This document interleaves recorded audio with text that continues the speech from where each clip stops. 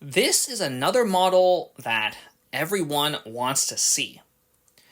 The Southern Pacific AC series was a line of oil-fired articulated locomotives built cab forwards to facilitate traversing the long tunnels and snow sheds of the Sierra Nevada. Between AC-1 and AC-12, SP built around 250 of these engines, twice as many units as UP Big Boys and Challengers combined. Locomotive number 4294, an AC-12, is preserved at the California State Railroad Museum. This 1:48 scale model was commissioned by BD's Bricks on Rebrickable as digital only, but I later wanted to build it out and play with it a bit. The design is 100% Purist. It uses only official parts in production at the time of writing, except for the long-retired magnetic couplers. It's generally easier to achieve purism with bigger prototypes as long as they have the right wheel sizes. Let's take a look at some of the features from front to back. I started designing the model from the cab, which I considered the most difficult part. The sloped faces end in panels such that they mesh nicely with the doors. The faces clip to bars such that other bars with studs can poke through and support the one wide strip in the middle. I did something similar for the ends of the SCBG CF7. A relatively new curved wedge piece really helped with the curved wedge shape of the roof. I implemented the front bogie with a double joint instead of a sliding axle, because the latter has worse Purist solutions, though the former has more tendency to derail. I can address this by putting more weight on the bogie, but that takes weight off of the drivers. A couple plates of shims between the truck and the cab seems to strike a good balance. Also, this setup doesn't seem anywhere near as bad as the triple-jointed rear bogie on the C&O M1. The boiler does not have many particularly notable features. I tried using a long row of grill tiles to represent some thin piping, and I tried using 1x1 bars to represent the sanding apparatus. I wanted to use 1x2 teeth along the edge of the domes, but I could not get enough of them. I also could not think of a great way to do the thick, slanted steam pipes going to the rear cylinders, currently represented by some floppy hanging bars. I did the cylinders the same way I did them on the SY and JS, though the details differ a bit. The roller skates make great greebles, though I'm missing two. I used the surprisingly affordable Orient Express rods for the driving rods. Some of the features around the running gear jut out to 9 wide, but I consider the increased width less noticeable and more acceptable for larger models like this. The trailing truck also has the same geometry as the leading trucks on the SY and JS, but the outside frames complicate the construction a bit. I can only support the frames on the rear side, and I eventually had to use a new and expensive curve that cost almost $3 for a pair.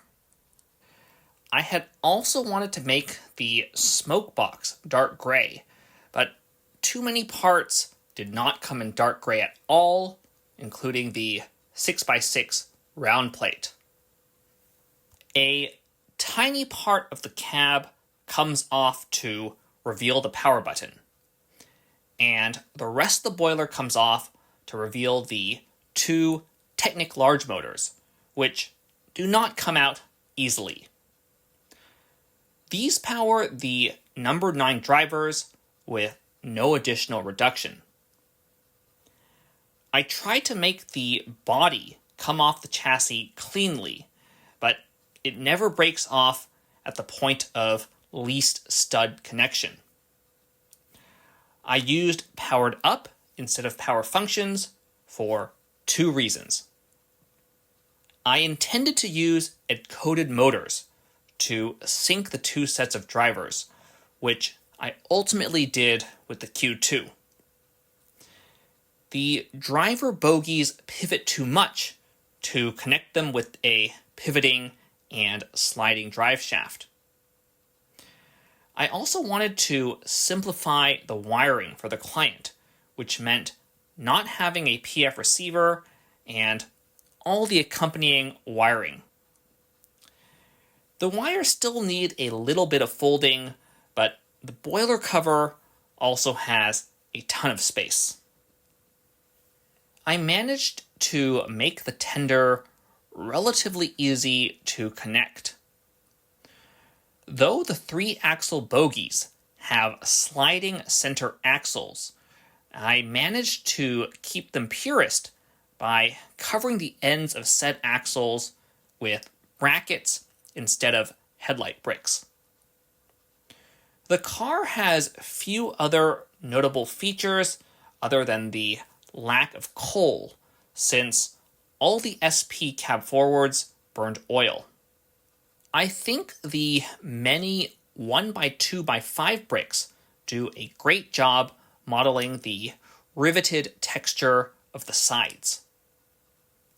So, how well does it run?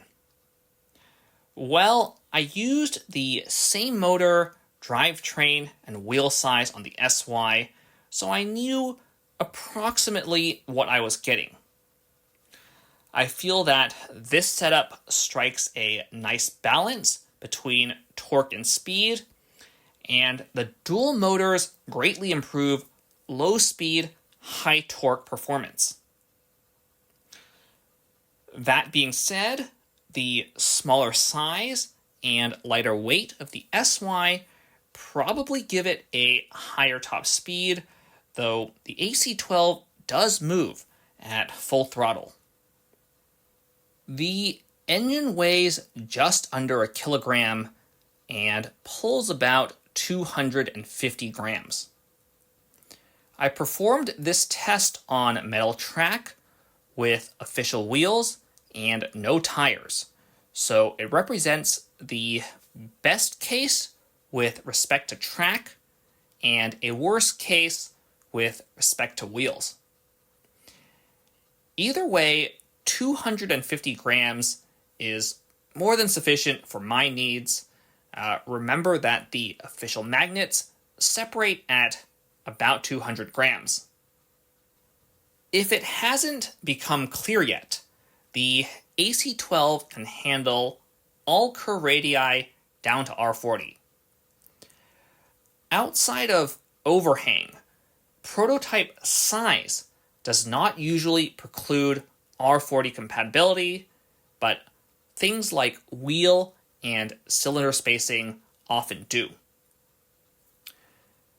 That being said, I did have to mess with the gap between the driver sets to get R40 to work, and the locomotive, of course, looks a bit ridiculous running on such a tight curve.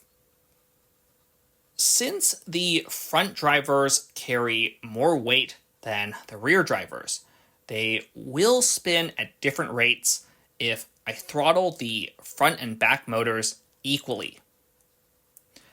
The desync gets worse as the power increases, as shown in this footage using the Powered Up app.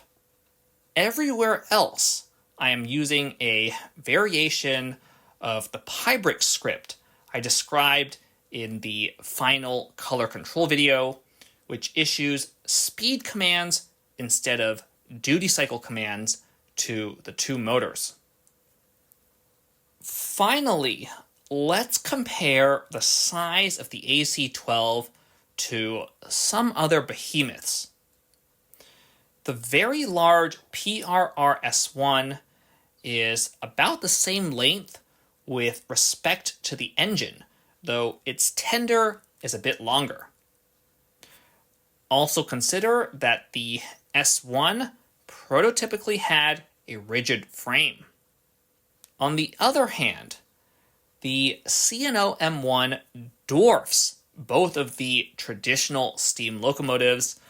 That thing was absolutely massive. Alas, the size of the AC-12 does make it somewhat difficult to handle. Picking it up and moving it around is generally a two-handed job, though the boiler does have 4 small greebles that make good hard points. Ultimately, how long this sticks around probably depends on how troublesome it is to run. On that note, this is the end of the video. Please consider subscribing if you like what we do, and have a nice day.